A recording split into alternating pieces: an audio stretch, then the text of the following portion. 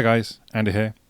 Now, last night I got back from my holiday away. I went to Iceland, I went to Canada, I went to the USA, and I used a variety of different technological gadgets, gizmos, apps that I thought I would just run through with you, which might help someone in the future. I realize I'm probably a bit late for this year's holiday season, because my holiday was late, but whatever, you can see, maybe you're going away for Christmas.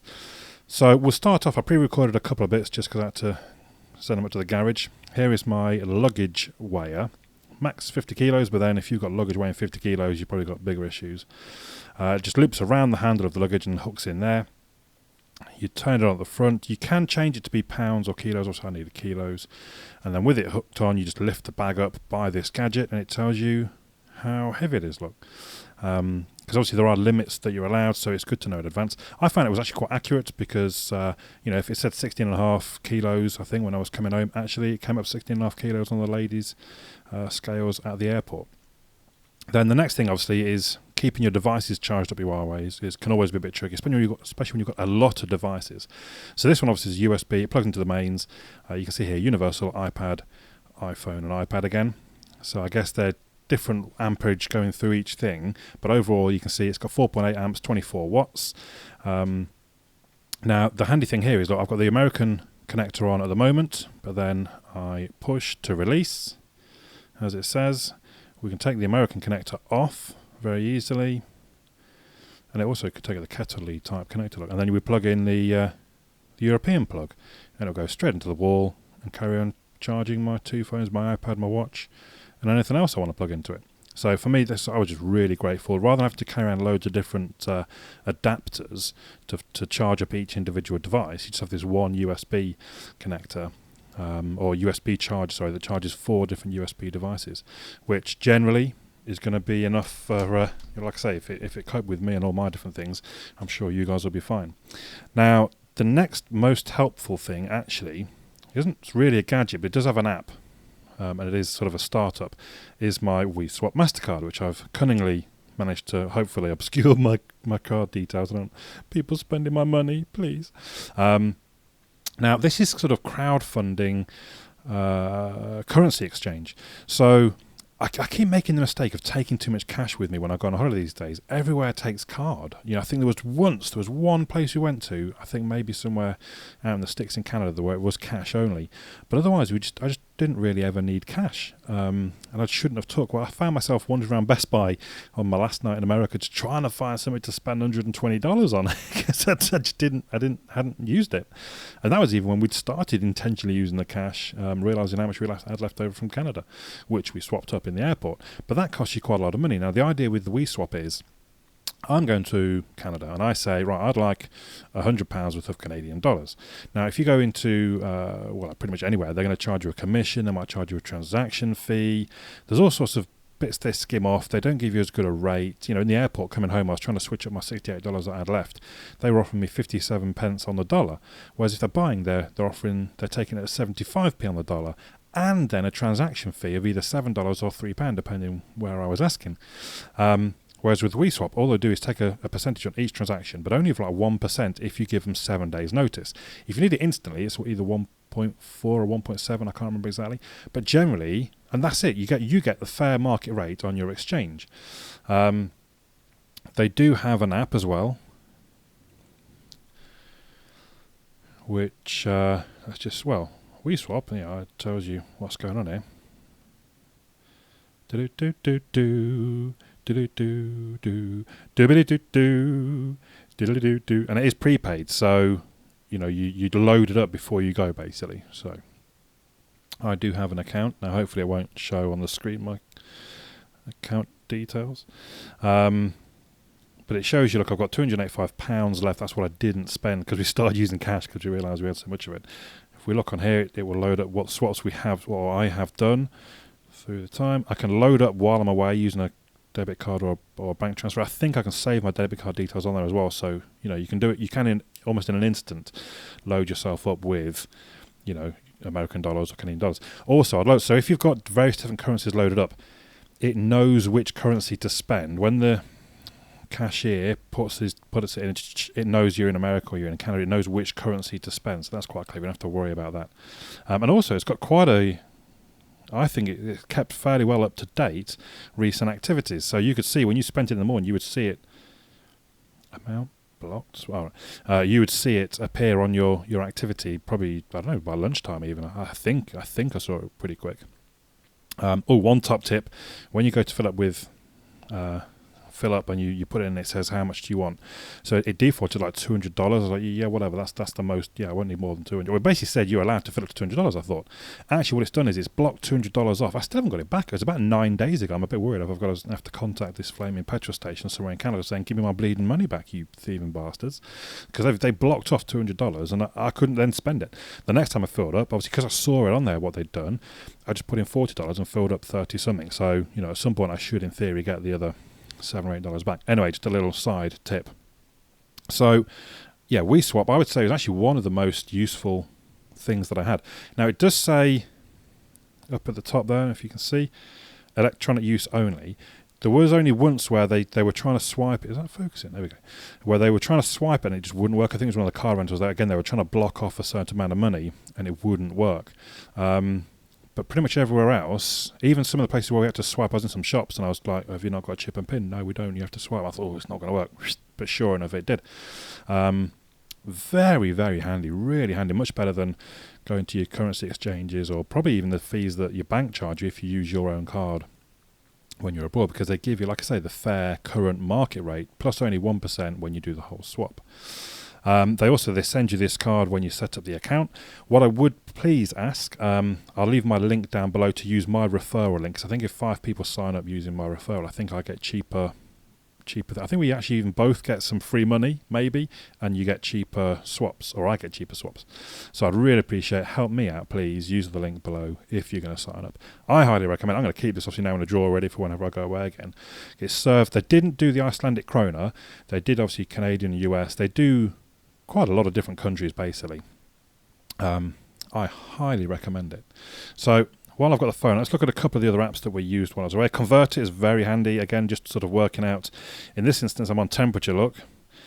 So in America, they always talk about, it's 80 degrees. I'm thinking, well, what is that? It's in Celsius. Well, I can put it in it. Tell me.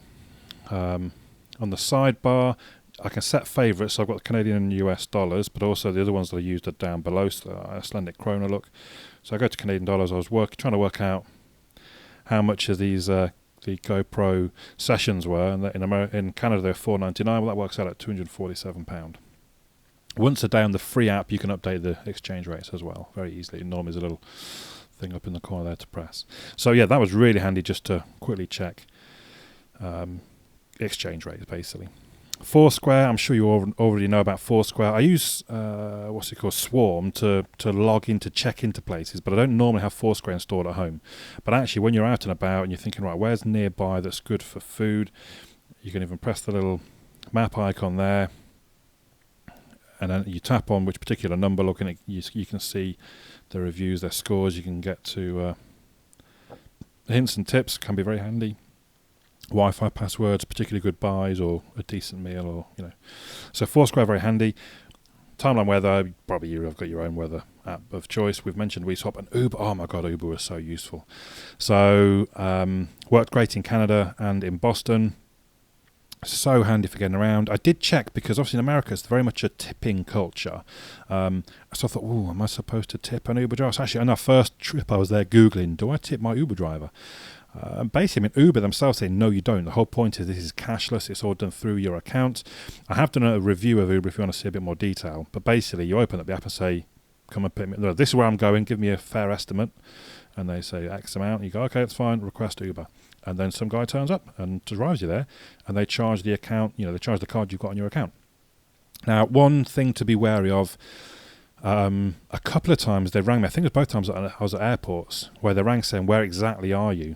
Now, at one point, I didn't have my my UK SIM in, which would be the number that's registered with Uber. So I think one time the guy probably couldn't ring, but luckily he came anyway. Another time I did, and he just wanted to know exactly where I was because the airports are big. The app does tell you a lot of the times, go to the limo pickup. So I went to the limo pickup and called it, but he still rang to say, where are you? I'm at the limo pickup. Like the app said, okay, I'm on my way. But it was just so handy. In Canada, we had to go down to sort of the docks, down to the docks, sounds dodgy, but we had to go down to the waterfront a few times, and okay, it's only a 15 or 20 minute walk, and sometimes you don't mind that, but once you've walked it once or twice, you've seen everything to see. And actually, an Uber was like £3.20 for the three of us to get down there. Why wouldn't you? And it's so simple. You know, every time there was someone was within about sort of 5 or 6 minutes, they were with us. So really very handy, and actually very well priced. So Uber is a great tip. The only other thing is maybe something like, and again, this is down to your choice. On this phone, I was using OneDrive, or you can use Dropbox or Copy, or just your Google Backup, just to back up your photos. So I was using my Note 5 as my actual camera most of the holiday, and I did actually fill up 32 gig of the phone. I had to start deleting things away, but that's fine because I had everything backing up to OneDrive over Wi-Fi. I'm not stupid. I think I used about 30 gig over Wi-Fi while I was away. But it meant that I could back everything up every night when I was back at the hotel, plug it in, let it back up via Wi-Fi.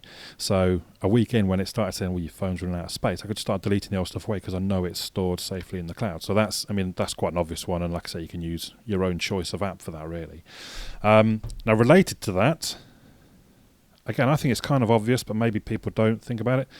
These two fellas helped out immensely while we were away. So on the left, I don't know if the camera's focusing on this very well, on the left there is a Bell SIM card. So when I bought the Note 5 on day one in Canada in the morning, first thing I did, I also said, I'll tell you what, throw in a prepaid SIM card, please. Because the phone was locked up at that point anyway as well. And I got 1 gig for, it was either 30 or 40 Canadian, I think it was 40 Canadian dollars, even with a little bit of sales tax. That's £26, £27 for a gig of data. Then when we got to America, first stop was a T-Mobile shop, and again, I think that was $40, even with sales tax, 41 and a half. So it's about 20. Actually, no, sorry, the Canadian one's less than that, about £20. The American one would be about £26, £27, again, for a gig of data. Now, although our own carriers are getting much better at sort of being fair and letting us use data abroad, still, I think it was £40 got me 500 meg for 7 days. Annoyingly, the 7-day limit was there because actually the America and Canada were in the same classification, so I could use data in both under the same bundle. But it ran out after 7 days, so actually that wasn't as useful as I thought because I'd have to pay another £40 for the next 7 days, as I was away for like 11 or 12 days. So I thought, you know what, I'll just use these SIM cards. So I bought these SIM cards. Obviously, your phone needs to be unlocked. In Europe, it wasn't quite so bad. I think I paid £5 in Reykjavik yesterday for 100 meg. I used about 50 of it. That's fine. £5 isn't so much. But top tip, get SIM cards. Take with you a SIM card adapter, depending obviously on what your phone takes. So I did have the LG G4 with me, which takes the micro SIM, not the nano SIM. But it's worth having the adapter. And don't forget, if you need one, SIM ejection tool. Don't forget that, like my brother did. Luckily, I bought the Note 5, which had one in it anyway. So you can swap SIMs back and forth nice and easy. I almost forgot to mention, with all that data, you can then make phone calls nice and easy. Now, obviously, you get a phone number with the SIM cards, so you can just ring. And a lot of time when you get the sort of $40 bundle, you get calls thrown in. But something to bear in mind is Google Dialer. Now, I put sort of £10 on 3 or 4 years ago, I think probably when we were back in California. And each time I go to the States, I can use that. Using the data, I can call pretty much anywhere. So definitely for calling home, it's like a penny a minute.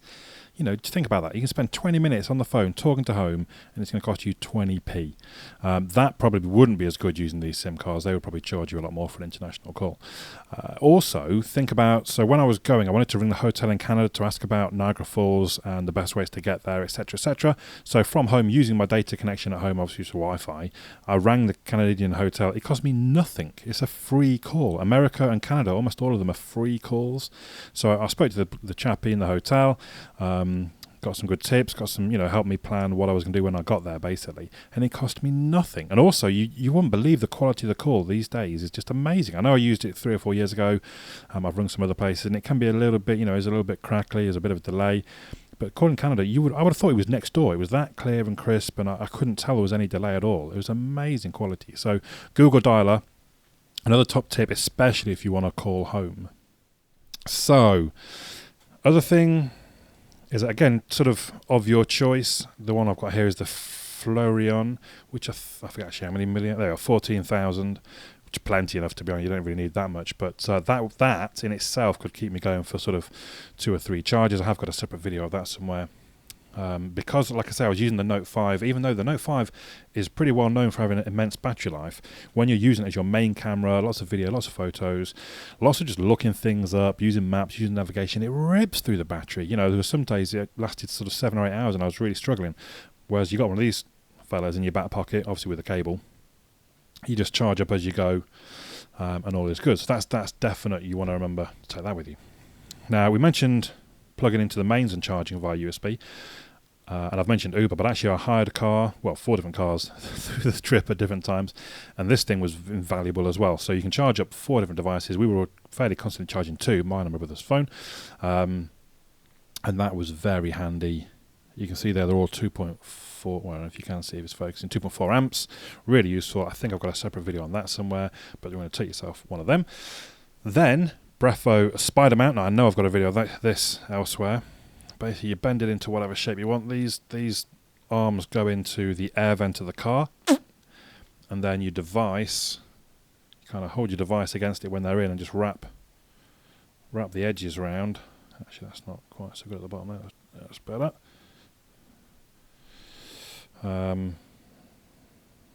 Like so, and actually, you'd be surprised how sort of.